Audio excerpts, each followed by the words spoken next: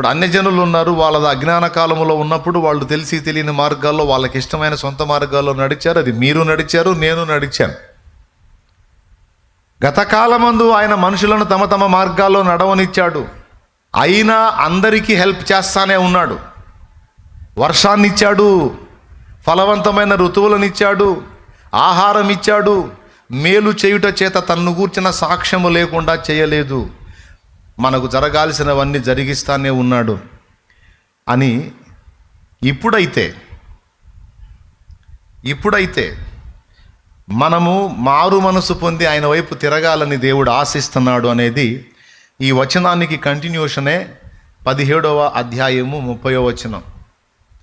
ఇది ఇప్పుడు చదివిన అపోస్తల కార్యం 14:16కి కంటిన్యూషన్ 17:30. ఇక్కడేమన్నాడు? నడవనిచ్చాడు అన్నాడు. అక్కడేమన్నాడు? చూచి చూడనట్టుగా ఊరుకున్నాడు. వారికి ఊరుకుంటాడా? లేదు, అయిపోయింది ఆ టైము. ఆ అజ్ఞాన కాలములను దేవుడు చూచి చూడనట్టుగా ఊరుకొనెను. కానీ ఇప్పుడైతే అంతటా అందరూ మారు మనసు పొందవలెనని ఆయన నరులకు ఆజ్ఞాపించుచున్నాడు అనుంది. అది ముగింపు.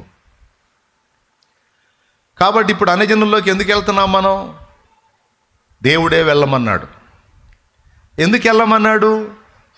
ఒకప్పుడు నన్ను ఎరగని స్థితిలో వాళ్ళు అజ్ఞానాంధకారంలో బ్రతికారు, తమ తమ సొంత మార్గాల్లో నడిచారు.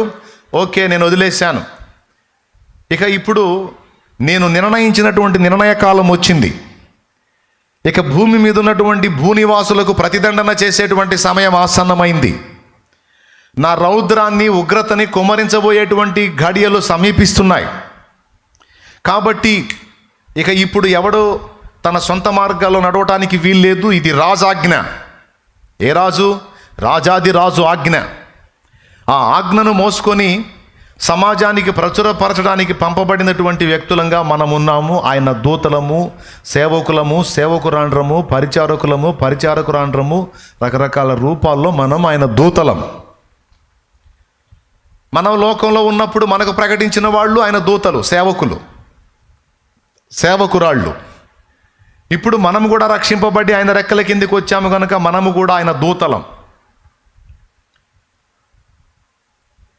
నేను పంపు నా సేవకుడు తప్ప ఎవడు గుడ్డివాడు, నా దూత తప్ప ఎవడు గుడ్డివాడు. మనల్ని గూర్చి ఏమన్నాడో తెలుసా? తన దూతలు అన్నాడు.